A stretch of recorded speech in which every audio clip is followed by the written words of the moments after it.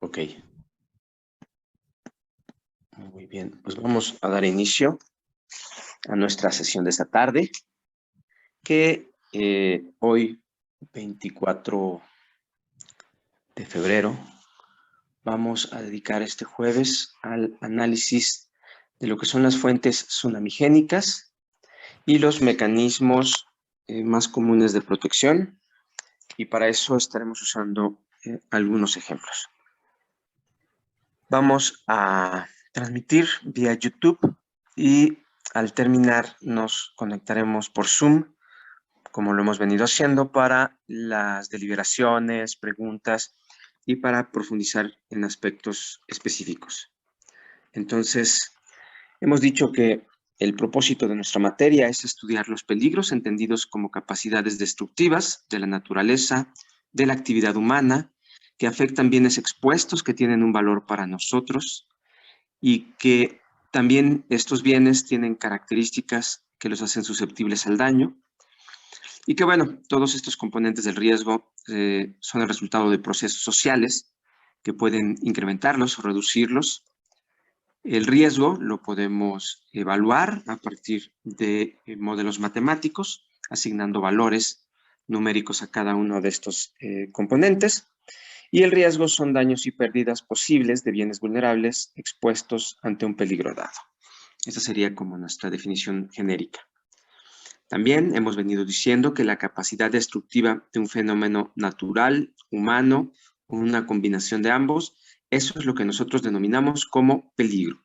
Es una capacidad destructiva. Evidentemente los podemos dividir en categorías dependiendo de su origen, y podemos tener peligros de origen natural, como sismos, volcanes o tsunamis. También están los de origen antrópico, 100% generados por el ser humano, y los socionaturales, que tienen un componente natural que de algún modo es amplificado y alterado por la actividad de los seres humanos. También hemos dicho en este curso que la capacidad destructiva de un peligro se mide por su intensidad, su frecuencia y el área que afecta. En la sesión pasada platicábamos del rebote elástico, de cómo opera el rebote elástico. Recordamos que las placas tectónicas en las zonas de subducción se enfrentan una contra otra, y al generar presión acumulan energía elástica, y esta energía elástica, cuando hay una ruptura, se libera en forma de ondas sísmicas, por un lado, pero también en forma de desplazamientos verticales en la superficie. Y si esto está debajo del mar, pues encontraremos una distorsión en las aguas del mar, una alteración en las aguas del mar, perdón, que hará que se produzcan olas. Usamos este ejemplo donde dos barras de madera están una contra la otra, se genera una presión en ambos lados, de modo tal que la fricción comienza a ceder, se dan pequeños desplazamientos hasta que por fin se libera la madera, y la energía elástica guardada, acumulada, genera un rebote hacia arriba. Entonces siguen operando como si fueran dos enormes resortes que acumulan energía elástica, y que en determinado momento esa energía puede ser liberada de golpe, provocando un sismo, pero también provocando un tsunami. Este rebote pues ejemplifica lo que observamos también en los tsunamis, que las placas tectónicas llegan a rebotar. Hablamos de cientos de kilómetros de longitud, y pues pueden desplazarse 9, 10 metros de altura, y eso produce pues estas alteraciones en el mar y las olas. Entonces el rebote elástico es una de las causas que provocan tsunamis en eventos sísmicos. Entonces, bueno, si esto ocurre debajo del mar, lo habíamos dicho, se genera una alteración en el mar que provoca olas, y estas olas viajan distancias muy importantes, particularmente en las zonas frontales a la zona de ruptura, la zona de subducción perpendicularmente lanza con mayor energía el agua. Veamos nuevamente este ejemplo.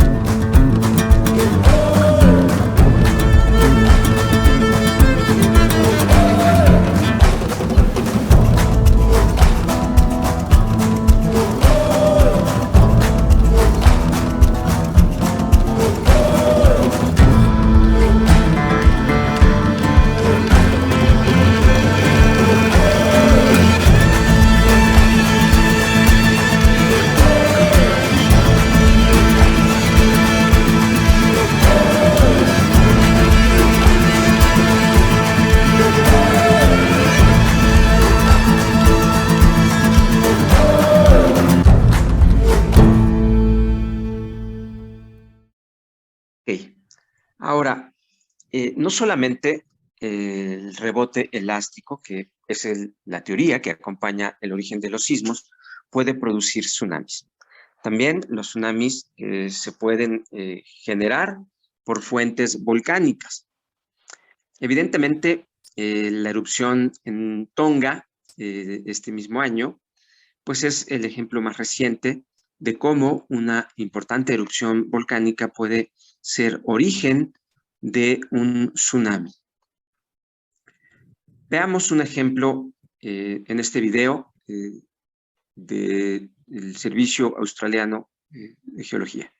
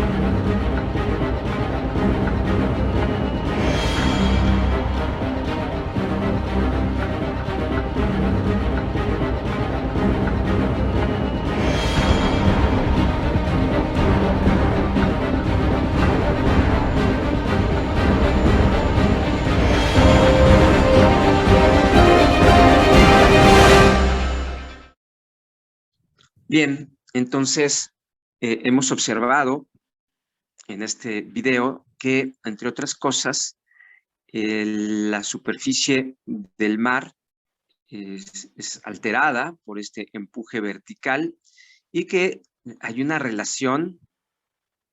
En este caso estamos hablando de un tsunami provocado por rebote elástico, pero lo mismo ocurre, como lo acabamos de ver en los eventos volcánicos. Mientras mayor es la profundidad del mar, menor es la altura de las olas. Y cuando nos aproximamos a la playa, a la línea costera, conforme se reduce la profundidad del mar, las olas ganan altura, pierden velocidad también, eso es cierto, y empiezan a juntarse las olas, como vemos en esta imagen, ¿no? Se acercan a la playa, se vuelven más altas, reducen su velocidad, pero también se empiezan a juntar las olas, ¿no?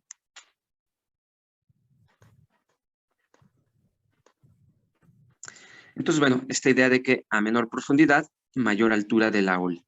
Por lo tanto, la topografía, la batimetría más bien de la costa es muy importante para poder imaginarnos cómo se va a comportar las olas, que tanto pueden ganar en altura las olas en ciertos sitios. Ahora, como hemos visto, los volcanes, que pues vamos a profundizar en las siguientes semanas sobre este tema, pueden emitir magma hacia la superficie. Este magma puede tener varias características, máfico, félsico, y esto hace que sean más o menos explosivos. Entonces, cuando los magmas son explosivos, pues pueden generar presiones muy importantes en el edificio volcánico, al grado que parte del edificio volcánico puede ceder, puede colapsar. Aquí vemos cómo era el edificio volcánico originalmente. Por lo tanto, la presión hace que se rompa el edificio volcánico y esto provoca que cantidades muy importantes de materiales caigan o lleguen al mar, ¿no? Entonces, estos eventos producen que haya, por supuesto, materiales lanzados lateralmente. Lo vimos, por ejemplo, en el volcán Santa Elena, ¿no?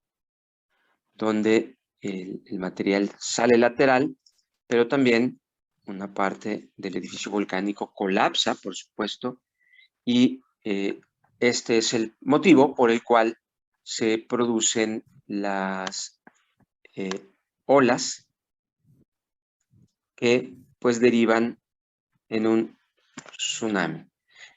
Cerca del sitio donde se colapsa el volcán, pues las olas llegan a ser grandes y, como ya vimos, en la medida en la que se alejan hacia mar adentro, hacia mares más profundos, pues pierden altura, se separan y viajan más rápido, como vimos en el video anterior.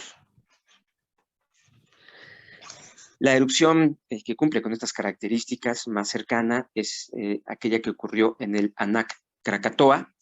Anak Krakatoa es un hijo del volcán Krakatoa y en el año 2018 tuvo un evento como este, y podemos notar en esta imagen pues como aquí viene una línea de olas, un frente de olas que pues viene siendo impulsado por abajo por el material que cae del edificio volcánico, pero también recuerden que la erupción por sí misma produce avalanchas ardientes que pues también impulsan los materiales, ¿no? Esta erupción del 2018 pues provocó, aquí tenemos cómo estaba antes el volcán, y vemos que esto provocó que pues aquí se generara esta forma semicircular del deslizamiento, que al parecer pues aquí se nota como cierta forma redonda que generó pues prácticamente una bahía. Entonces vemos que estos pueden ser eventos que involucran cantidades enormes de energía. No son eventos sencillos.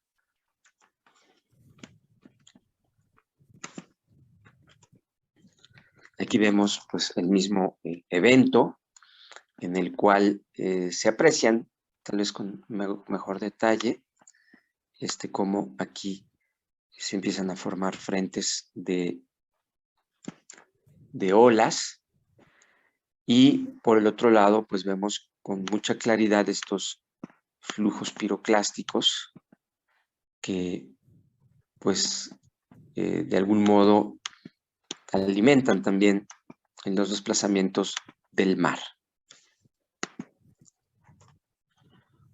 Vamos a ver un video sobre este volcán y cómo es que se presentaron, y algunas modelaciones interesantes, modelaciones de cómo se calculan las olas, las alturas de olas para estos eventos también.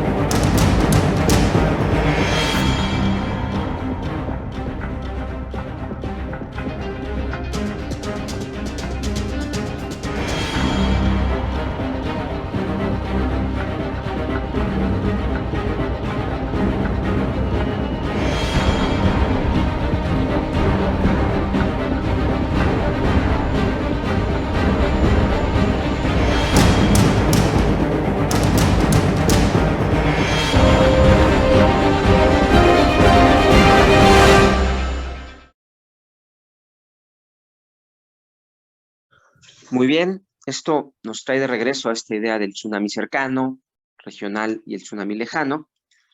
Vamos a repasar este sismo de Chile, porque, bueno, en gran medida parte de lo que sigue también involucra lo que está ocurriendo en Chile. En 1960 hubo un sismo magnitud 9.5. Ya dijimos que el sismo se llega a percibir, las ondas sísmicas, en la cercanía, porque hay una atenuación geométrica con la distancia. Y también hemos dicho que las olas, esta es la zona más o menos que colapsa, que rompe, y por lo tanto se desplaza, y entonces ahí hay rebote elástico, y hemos dicho que perpendicularmente a la línea de subducción que se desplazó, la zona que se movió, pues se dan los más importantes frentes de olas, ¿no? Entonces, bueno, aquí estoy suponiendo que esta es la forma en la que falló, pero bueno, tenemos efectos cercanos y tenemos efectos regionales que ocurren a una distancia cercana, habitualmente en el mismo continente, y que pues pueden afectar con 2 o 3 horas de diferencia otras zonas. En cambio, los lejanos, los tsunamis lejanos, pues son tsunamis que cruzan prácticamente todo el océano, afectando pues zonas muy lejanas, donde podemos tener 9 o hasta 11 horas de diferencia, ¿no? Entonces, lo que tardan en llegar las olas hasta el otro lado del mar. Entonces, bueno, esto ya lo habíamos planteado como tsunamis cercanos, tsunamis regionales que afectan el continente, y cuando ya empiezan a afectarse, se atraviesa el mar y se afectan otros continentes, pues podemos hablar de los tsunamis lejanos.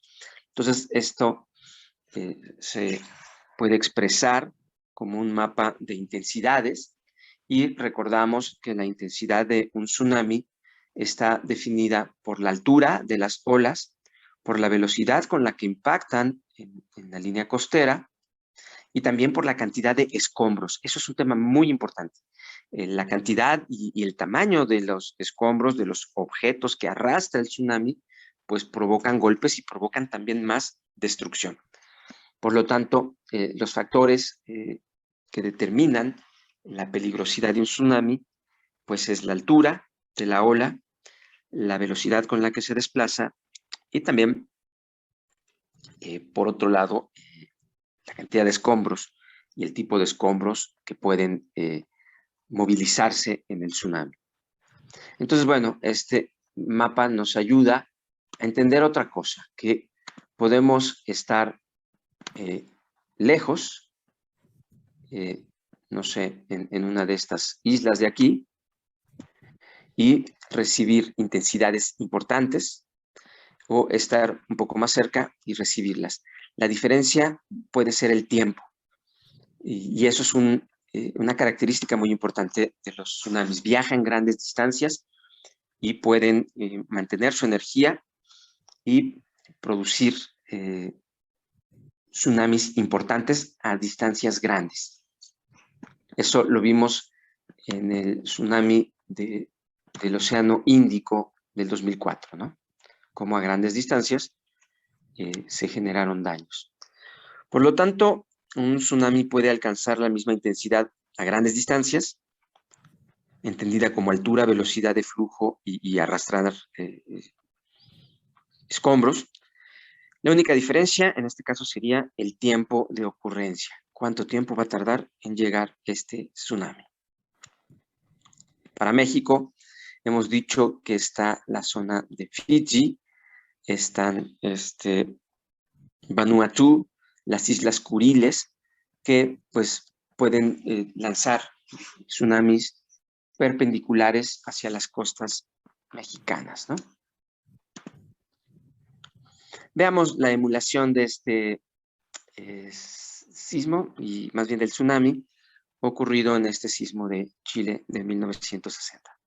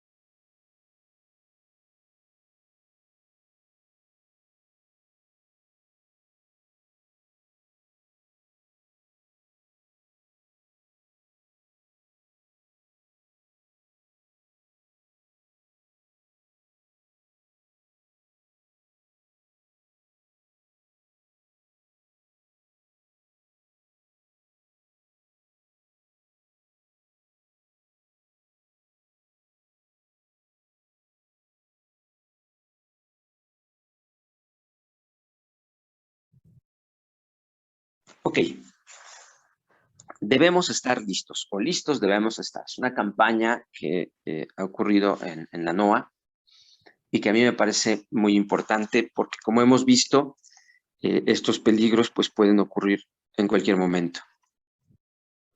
Veamos un ejemplo muy singular, muy simpático de este tema.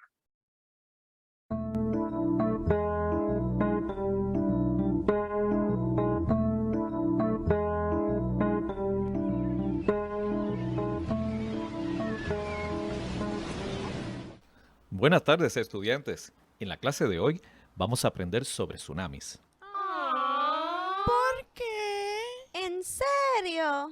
Clase, lo que van a aprender hoy puede salvar sus vidas. ¿Alguien puede decirme qué es un tsunami? Un tsunami es una gran ola. Muy bien, María. Los tsunamis son una serie de olas en el océano que afectan las costas como las playas y las bahías. Tsunami es una palabra japonesa y significa ola de puerto. Mr. Lugo, ¿qué causa un tsunami? Pues Wilda, un tsunami es causado por terremotos en el fondo del océano. Estudiantes, sé que acaban de terminar su clase con la maestra de música y aunque se divirtieron, necesito que dejen de jugar con sus instrumentos y presten atención a la clase de tsunamis. Ahora, ¿dónde estaba? Sí. Lejos en el océano, las olas de los tsunamis pueden ser miles de millas a lo largo y cientos de millas entre una y otra. En lo profundo del océano, las olas pueden viajar tan rápido como un avión, casi 600 millas por hora. ¿Las personas que están en un barco pueden sentir las olas? Muy buena pregunta, Glory. Las olas de un tsunami no pueden ser sentidas por los barcos. Las olas de un tsunami en el océano son pequeñas, quizá solo unas pulgadas de alta. ¿Y por qué todos se asustan? Gracias a todos. Daniel, ya es suficiente.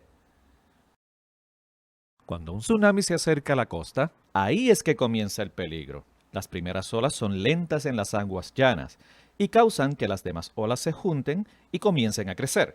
Así que una ola pequeña, que es de solo 12 pulgadas en la profundidad del océano, puede crecer a una ola gigantesca de 100 pies de altura.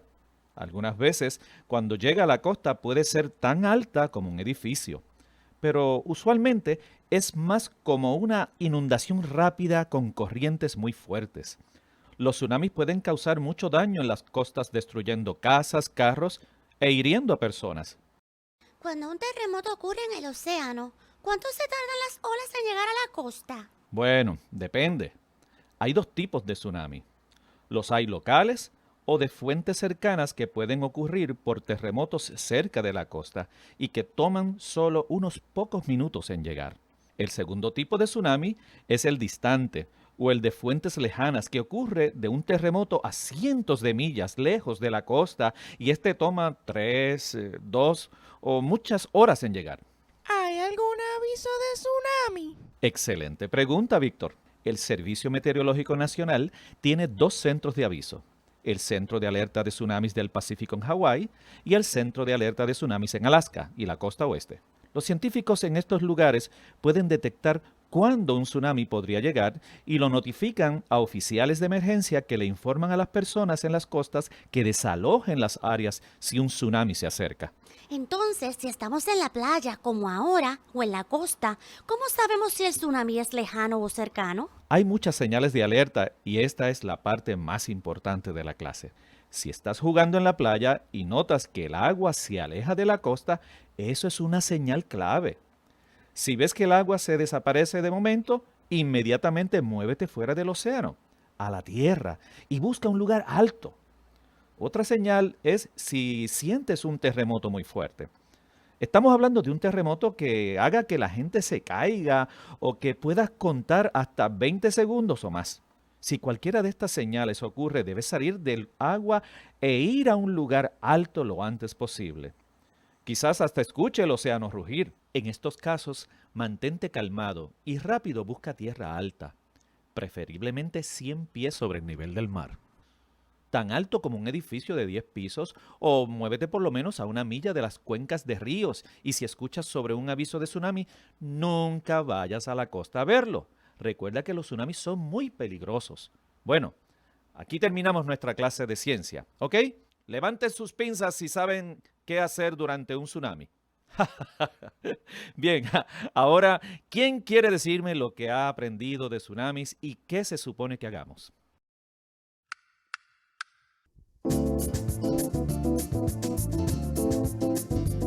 Tsunamis son olas grandes que pueden afectar y llegan por sorpresa, nos tenemos que preparar. Tsunami, tsunami, listo debo estar. Tsunami, tsunami, aléjate del mar. Cuando el mar azul se aleja de la orilla, no perdemos tiempo, corremos hacia arriba, salvemos nuestras vidas.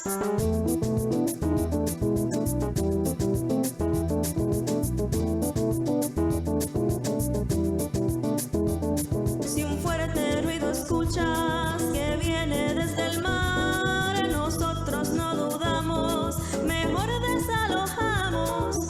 He aprendido a actuar rápidamente, siguiendo al maestro, adelante sin detenerme. Tsunami, tsunami, listo debo estar. Tsunami, tsunami, aléjate del mar, aléjate del mar, aléjate del mar.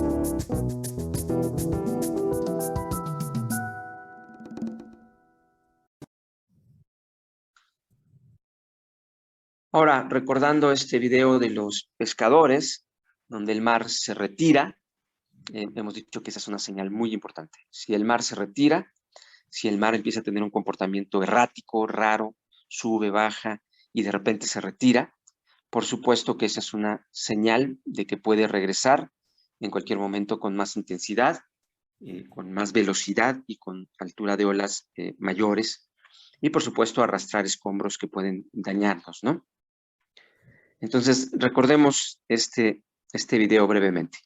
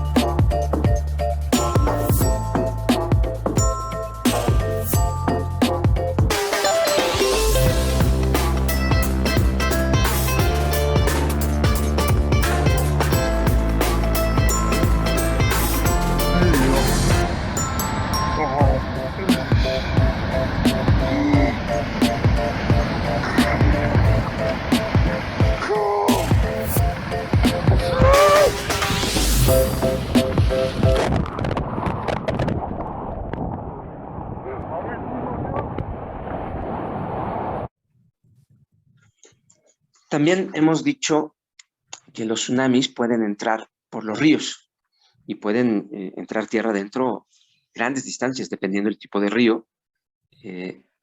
Y esto se ejemplificó en este video de Japón, donde el río pues repentinamente se retira, se ve el fondo del río, las embarcaciones quedan pues literalmente encallan en el fondo del río y posteriormente el agua fluye en sentido contrario a lo habitual en el río y por supuesto pues es momento de tomar decisiones y reaccionar. Recordemos este otro caso.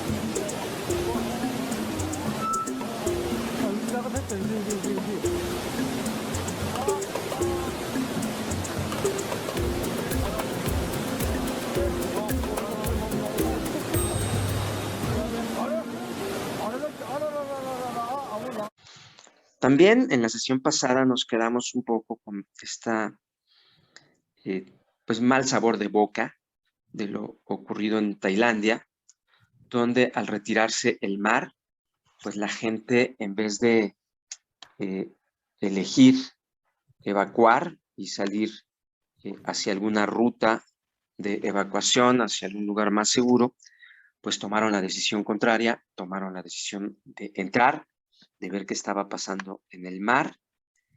Y bueno, tristemente hubo muchas personas que perdieron la vida, desaparecieron, muchas otras, justamente por no conocer cómo distinguir estas señales, estos premonitores de que se acerca un tsunami, ¿no? Estos precursores de que ya está acercándose un tsunami. Y el más importante, hemos dicho, que el río se retira, el mar se retira, y bueno, esto fue un caso pues muy lamentable. Vamos a ver nuevamente este video para notar estos detalles de cómo se retira el mar, observar pues el comportamiento de quienes están en la parte alta, pero también el comportamiento de los que se quedaron abajo y que entraron a ver qué ocurría con el mar, incluyendo un niño.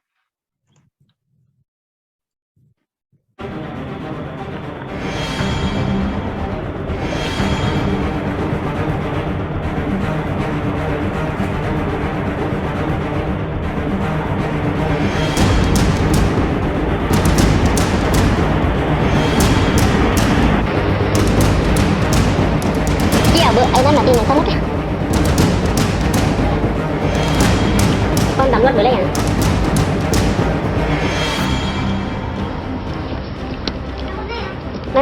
Mai đi.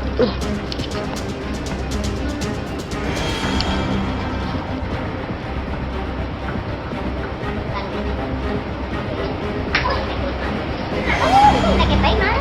Sao vậy? Thôi mà thử đi.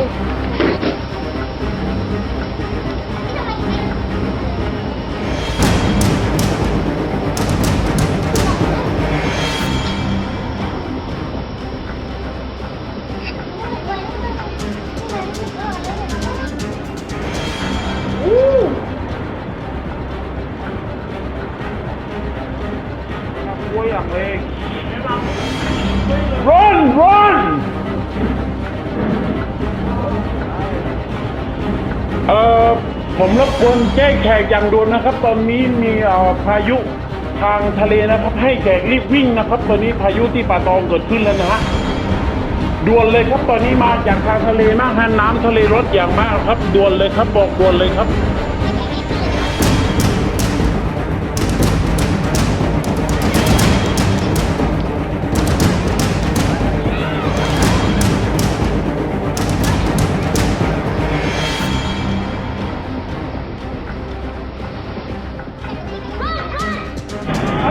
โอ้ยมาอย่างเร็วเลย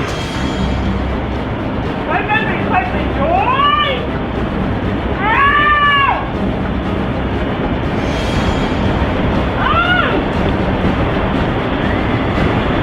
คนนี้ไม่ยอมขึ้นครับไม่ยอมขึ้นวิ่งเร็ว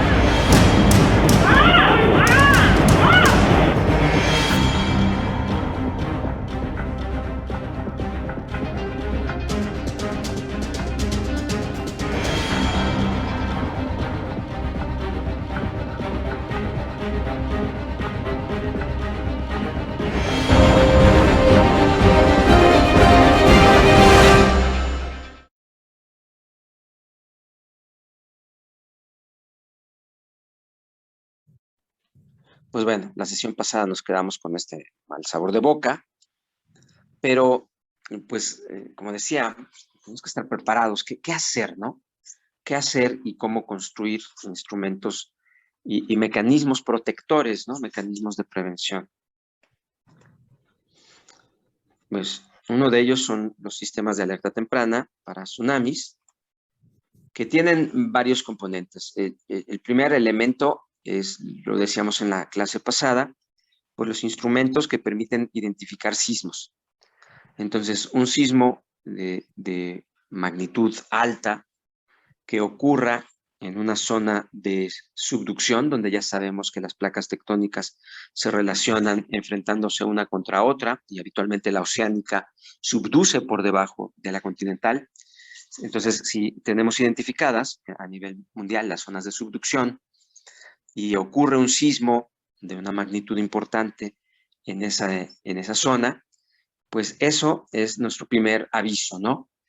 Acaba de ocurrir un sismo en una zona de subducción, por lo tanto puede ocurrir rebote elástico. Es decir, puede suceder que el fondo oceánico, placa tectónica rebote y genere por rebote elástico un tsunami. Eso es como nuestro primer indicador.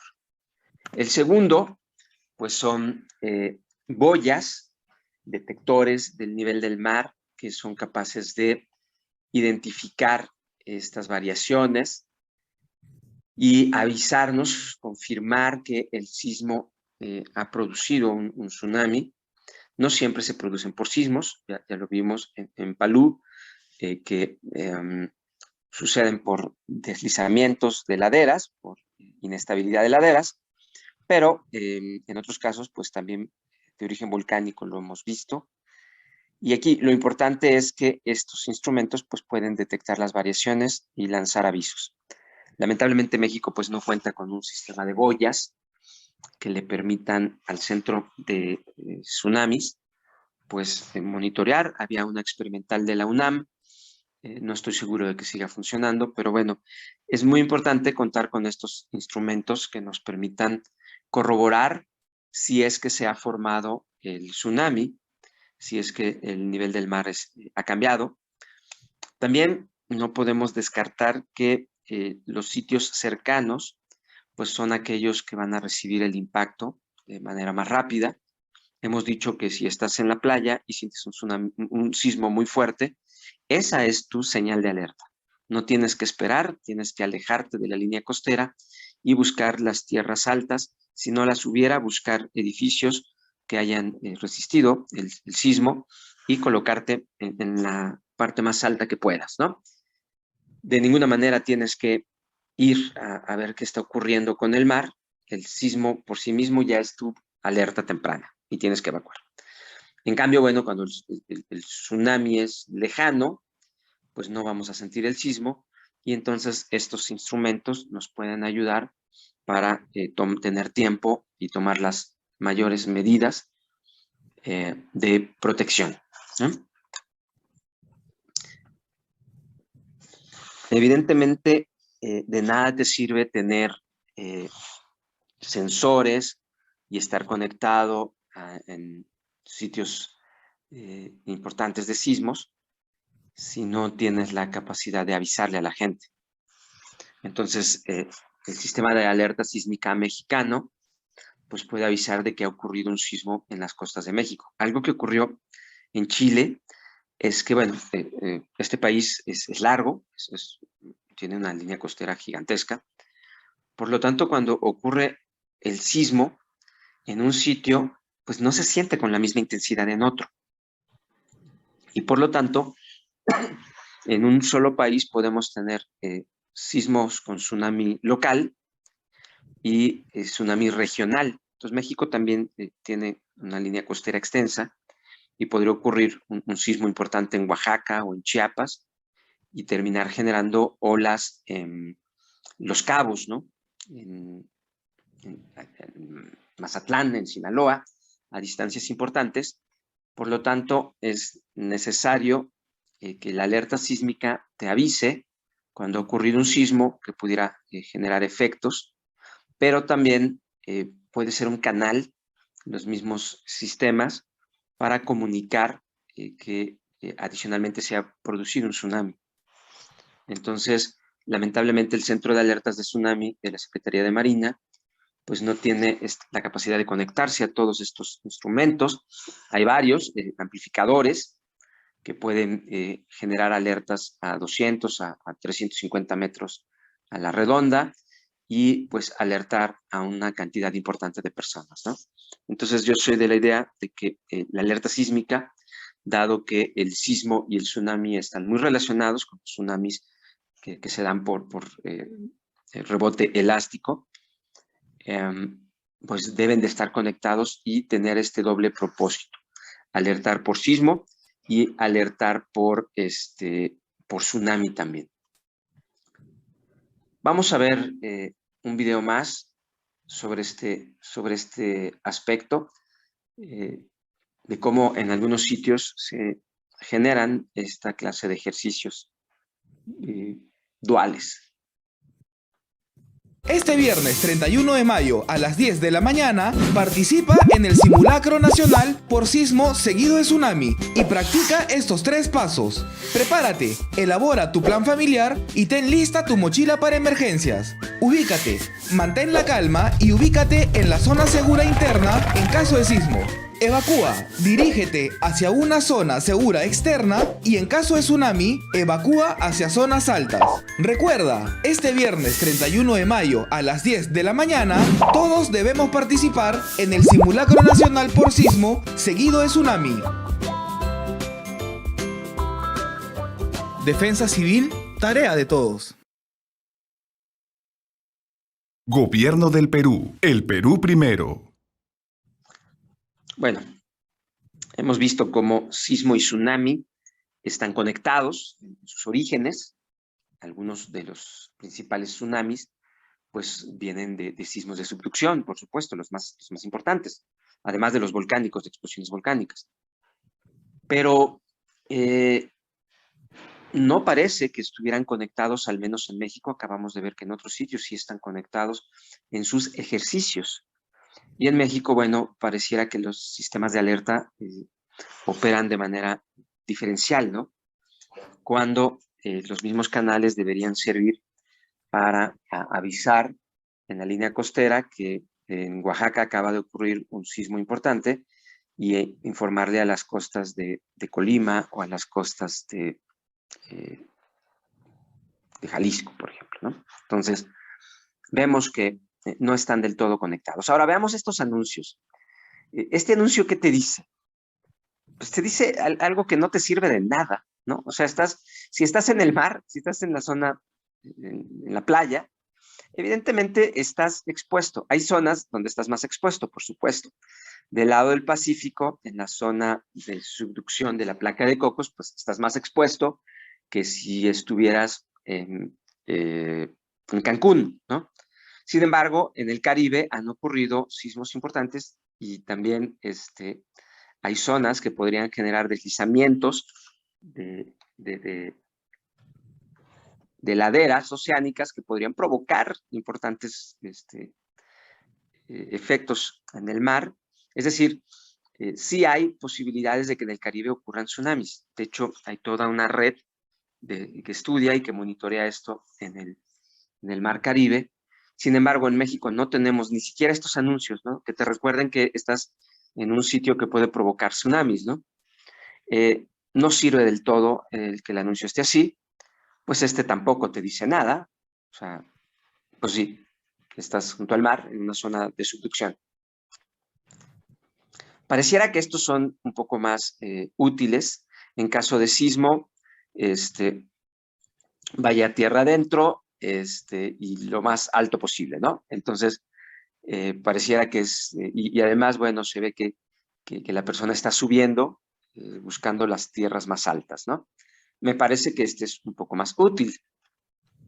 Sin embargo, bueno, eso se tiene que complementar con estos, ¿no?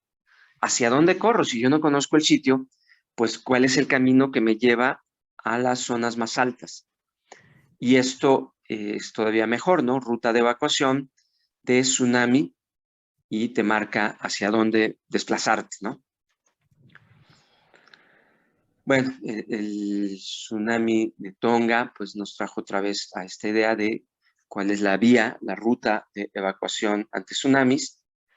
Y bueno, esto debería de estar en todas las costas. Deberíamos tener marcados, decía uno de los mejores especialistas de tsunamis de México, que en nuestras calles deberíamos decir, bueno, aquí estás a 10 metros sobre el nivel del mar, aquí estás a 20 metros sobre el nivel del mar, y eso te permitiría pues tomar la mejor decisión de subir todo cuanto puedas para protegerte, ¿no?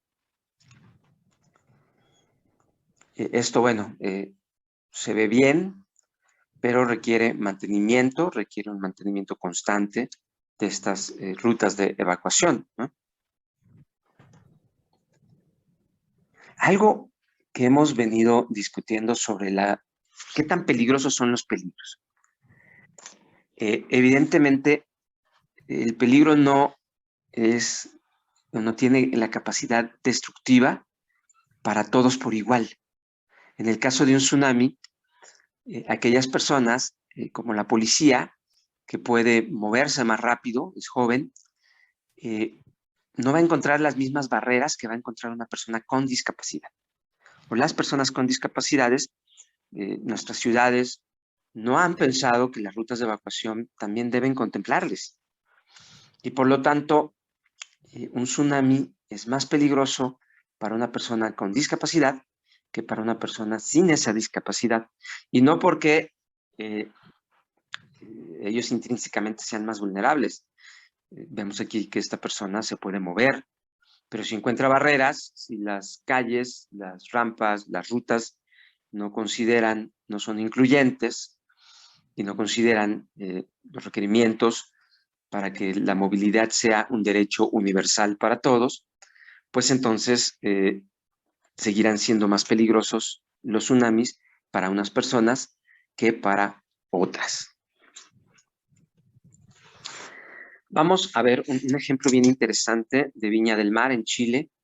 Hemos visto que ellos han vivido tsunamis y sismos de magnitudes importantes, de intensidades importantes, y por lo tanto me pareció que este ejemplo era muy valioso para que lo veamos. Sobre todo, observen, por favor, cómo llevan a los niños, observen también cómo ocurre esta movilidad de los infantes.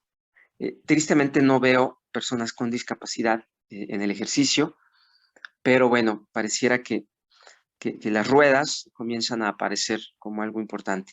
Observen cómo los más grandes se hacen cargo de los más pequeños y van como en células unidas por cuerdas.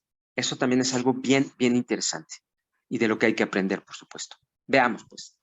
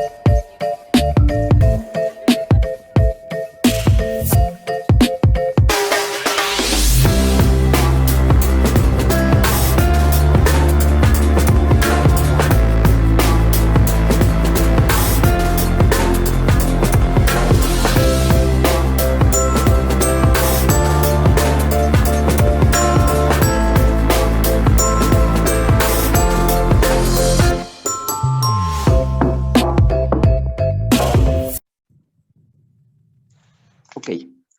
Existen en los sistemas de alerta temprana protocolos que te tienen que llevar a sitios seguros.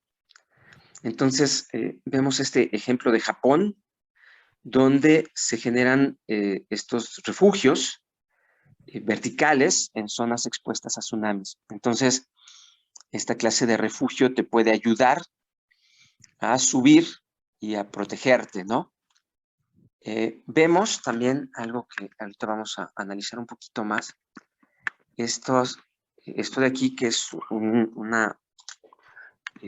refugio también que flota y que, bueno, si tú no alcanzas a subir, si no alcanzas a aprovechar este tipo de instrumentos que te permiten subir, observen ustedes que hay escaleras, pero también hago esta mención, también hay rampas. Entonces una persona con discapacidad podría subir por la rampa, se ve que el acceso está de este lado, y podría ser ayudada también para subir y alcanzar la máxima altura antes de que pues lleguen las olas del tsunami. Ya en el peor de los casos, según este modelo, pues te puedes meter aquí, en esta cápsula, y pues rezar que no golpees con un barco o que no te pegue un contenedor, ¿no? Recuerden que el peligro pues implica no solamente la altura de la ola, sino también, y la velocidad del flujo, sino también, por supuesto, la posibilidad de que sufras el golpe de escombros.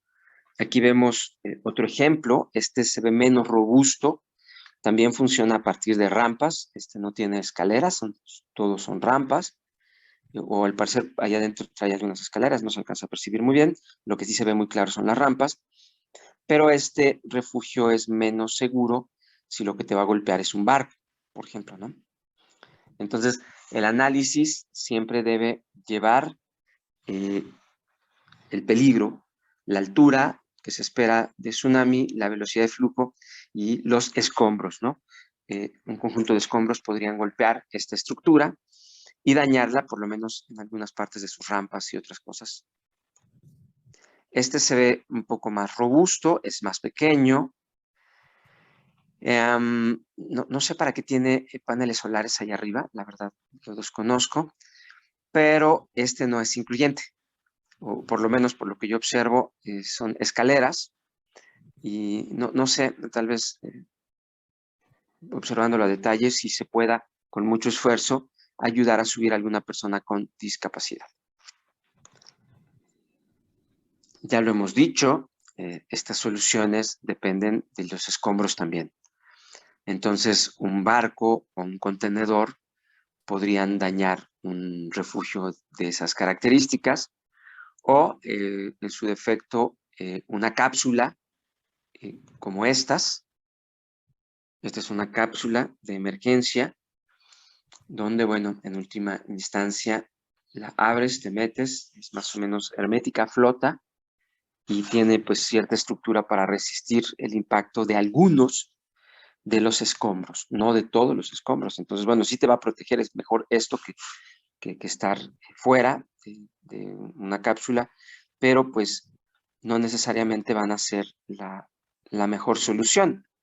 Aquí vemos por dentro cómo pues pueden sentarse las personas, tienen cinturones de seguridad y en algunos casos pues tienen algunos aditamentos adicionales de seguridad allá adentro, ¿no? Entonces, estas cápsulas pues parecen más bien de algunas personas que han naufragado de un barco, pero bueno, en última instancia esto es más seguro que recibir el impacto a solas, ¿no? Se ve que tienen un diseño que permite que su centro de gravedad esté acá abajo y los mantienen, me imagino, más estables para no volcar. Pero bueno, estos son otro tipo de soluciones con refugios. Evidentemente, un refugio de esos en un contexto de contenedores como esto, pues difícilmente va a poder sobrevivir.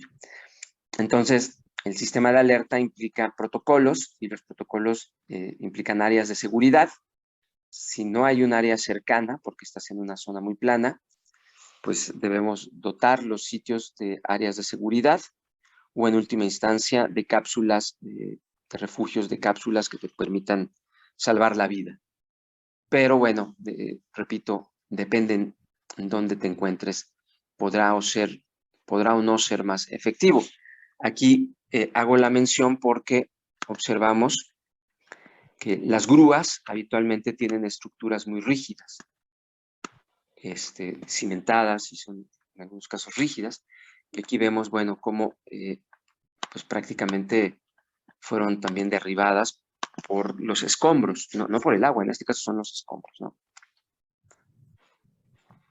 Ahora, es necesario comprender el peligro para tomar decisiones en las etapas de reconstrucción, por supuesto. Y los japoneses pues son un enorme ejemplo para esto. No solamente han recibido, son campeones también mundiales en golpes de tsunami, sino que pues han venido desarrollando aspectos culturales que hemos visto cómo están las barreras y las personas no huyen a tiempo, ¿no? También le pasa a los japoneses, ¿no? Se quedan. Pero bueno, ¿qué es lo que han venido haciendo ellos? Pues han venido colocando barreras múltiples y reordenando un poco sus territorios o sus ciudades, ¿no? Entonces, bueno, sabemos que ellos viven del comercio y también viven de la pesca. Entonces, bueno, hay protecciones, estos muros que están dentro del mar, son obras marítimas que son la primer protección para restarle velocidad y un poco altura al tsunami. Es decir, pueden proteger hasta cierta altura porque quiero que ustedes observen cómo estos son como capas que van siendo colocadas para diferentes alturas de tsunami. Entonces, protege hasta esa altura. Después tenemos otro que protege más arriba. Y de acá, terraplenes, en algunos casos lo que hicieron fue colocar aquí vialidades. Entonces, de repente, ves pasar los autos, aprovecharon estos terraplenes para que sirvieran de vialidades paralelas a la costa. Entonces, de repente, pues ya ves los carritos japoneses circulando por estas carreteras, ¿no? Entonces, utilizaron como varias capas, ¿no? Es un carrito que va por allá arriba, en el terraplén. Entonces, vemos cómo también en este ordenamiento está los puertos pesqueros y comerciales, donde se hace todo este tipo de trabajo. Atrás hay otros muros. Estos muros es bien interesante porque hicieron algunos muros resistentes a escombros como contenedores. Estos contenedores que vimos de barcos, y los mismos barcos pues pueden golpear. Y vemos cómo construyeron estos primeros muros. Traen pues características que entiendo yo son capaces de resistir contenedores y de resistir también el impacto de barcos, ¿no? Posteriormente viene la zona industrial, es una zona y de almacenes para el comercio. Y después pues viene ya las zonas habitacionales, escuelas, hospitales, todo lo demás detrás de un terraplén, ¿no? En algunos casos lo que hicieron fue también barreras verdes, es decir, todos estos terraplenes de este lado vienen con protecciones de arbolado y bueno, también en algunos sitios cercanos a esto colocaron también protecciones con mangles. Ya sabemos que el mangle pues es capaz también de detener y de resistir los impactos de estos eventos. Digo, en algunos casos pues pueden ser, ya vimos que arrancan hasta el territorio, ¿no? Erosionan, pero en algunos casos ya con cierta velocidad y después de cierto número de barreras, pues funcionan así. ¿Por qué hacen esto los japoneses? Porque viven en una isla porque tienen mucho dinero y porque sus actividades comerciales alrededor de los puertos, pues son muy importantes, ¿no? Su actividad económica dependen de los puertos, ¿no? Entonces, por eso, pues también han hecho este tipo de inversiones tan grandes, ¿no? Veamos, bueno, aquí vemos un barcazo contra un muro, ¿no? Entonces aquí tenemos este muro golpeado por un barco. Estos impactos, pues, pueden romper con muchas cosas, ¿no? Y reordenaron, entonces tienes una zona donde están los barcos, donde están los contenedores, más atrás hay una zona protegida de contenedores y de barcos, con esta clase de muros muy rígidos. Aquí vemos con escaleras para que las personas puedan evacuar del otro lado del muro si se encuentran trabajando en la zona del puerto. Construyeron accesos, por supuesto se requiere entrar y salir, pero observen el espesor de los muros. A mí me llama mucho la atención, porque estamos hablando de muros muy grandes, ¿no? Estamos hablando de espesores muy importantes para resistir no solamente el agua, sino la altura del agua, sino también, en algunos casos, el impacto de barcos y de contenedores. Entonces, esto a mí me parece bien interesante porque los muros son más anchos y más altos. Aquí tenemos muros más altos de los que originalmente se veían en las imágenes. En algunos casos, bueno, hicieron verdaderas fortalezas, ¿no? Acá vemos, bueno, esta zona se ve que lo hicieron a lo largo. Esperan una altura menor del tsunami en este sitio. Aún así, no se dejen impresionar porque observen las escaleras. Aquí hay unas escaleras. Entonces, pues no es tan pequeñito. Estamos hablando más o menos de 3 niveles. Ahí se ven 3 descansos, entonces podríamos pensar más o menos de 3 niveles, o de 2 niveles por lo menos de altura. Son anchos para resistir también impactos, me imagino, de barcos en este caso, ¿no? Entonces, veamos. En algunos sitios son muy altos, muy altos. ¿Por qué? Porque la batimetría y los análisis que ellos tienen les hacen suponer que podría venir un tsunami con esta altura. Entonces, para proteger, pues, estos enormes tsunamis, pues colocaron muros. ¿Es necesario conocer el peligro? Por supuesto que es necesario saber a qué altura de tsunami te podrías enfrentar. Y eso lo determina no solamente la magnitud del sismo, sino las características de la costa. Entonces, la costa también podría ayudar a que la ola creciera en altura, ¿no? Es decir, que ganara altura. La batimetría es muy importante. Y bueno, con eso terminamos la sesión, la exposición.